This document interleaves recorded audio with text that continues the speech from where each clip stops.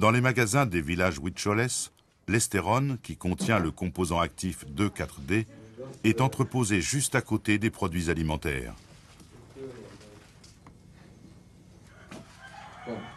Utilisé pendant la guerre du Vietnam comme constituant du tristement célèbre agent orange, cet herbicide provoque des malformations congénitales et une forme de cancer à ce jour incurable.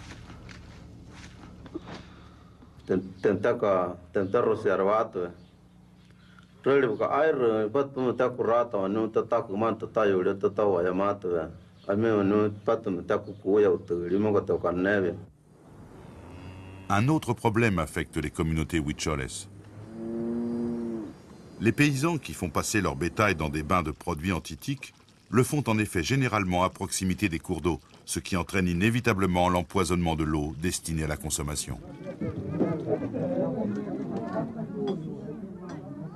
De plus, pour lutter contre la malaria dans les zones rurales, des techniciens du ministère de la Santé aspergent de DDT l'intérieur des maisons. Anecdóticamente, los huicholes, cuando van los técnicos que rocian el DDT en los ranchos, la gente a manera de gracia les llama matagatos, puesto que después de que rocian el rancho, todos los gatos del rancho se mueren. Y entonces ustedes pueden imaginar lo que pasa con los bebés y con la gente que está viviendo ahí adentro. Yo creo que aquí es muy importante, porque una de las cosas básicas en la campaña precisamente contra el paludismo es la utilización por parte de los técnicos especializados en el buen uso de, no nada más de DDT, sino el malatión que se utiliza, porque la gente que participa en las campañas se capacita antes de salir precisamente a la comunidad.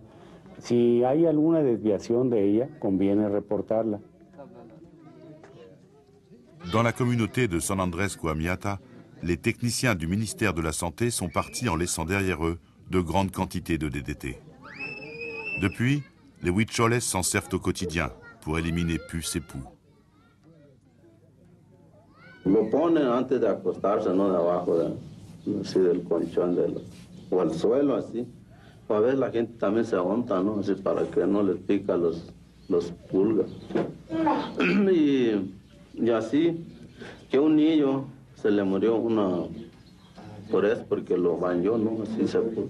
Otro día ya estaba mal vomitando y se le murió el niño. Le DDT est interdit dans de nombreux pays depuis plus de 30 ans en raison de sa forte toxicité et de sa persistance dans l'environnement. Plusieurs études ont montré que cet insecticide s'accumule dans les tissus gras et se transmet par conséquent au bébé par le lait maternel. De plus, les campagnes mondiales de lutte contre le paludisme ont échoué, car le moustique vecteur de la maladie a développé une résistance aux insecticides. D'un point de vue chimique, la solution logique consisterait à augmenter les doses utilisées. Mais cela aurait pour conséquence d'augmenter le niveau de contamination et le nombre d'intoxications.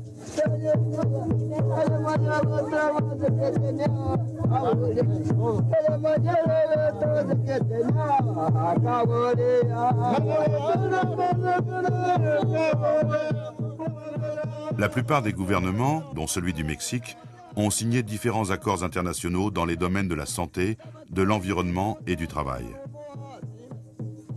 Au terme de ces accords, les travailleurs agricoles ont le droit d'être informés des dégâts causés par les insecticides, afin de pouvoir prévenir les risques éventuels.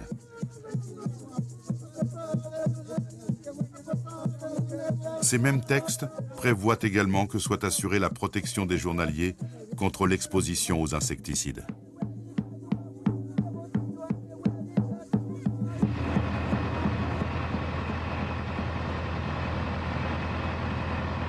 Alternativamente, nosotros podríamos ver que hay formas ejemplificables en México de práctica agrícola en la que se puede prescindir de estos insumos y que los consumidores, sobre todo los europeos, han decidido que quieren consumir productos libres de plaguicidas y le dicen al agricultor: yo estoy dispuesto a pagarte más, un sobreprecio por tu producto agrícola, siempre y cuando me garantices que yo voy a estar libre de los residuos de plaguicidas y que finalmente nos haga generar un sistema sustentable de agricultura, que es lo que no tenemos hoy día. Hoy tenemos una agricultura que está sometida a una crisis desde sus inicios.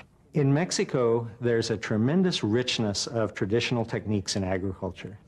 And these techniques have the potential to contribute to new forms of sustainable agriculture for all of humanity, not just for the people that they have sustained for so long.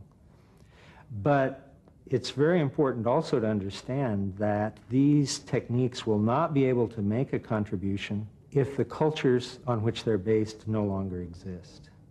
If the people who have developed and who use these technologies are always having to go off to some other place to work in other people's land, always immigrating, then these techniques will vanish.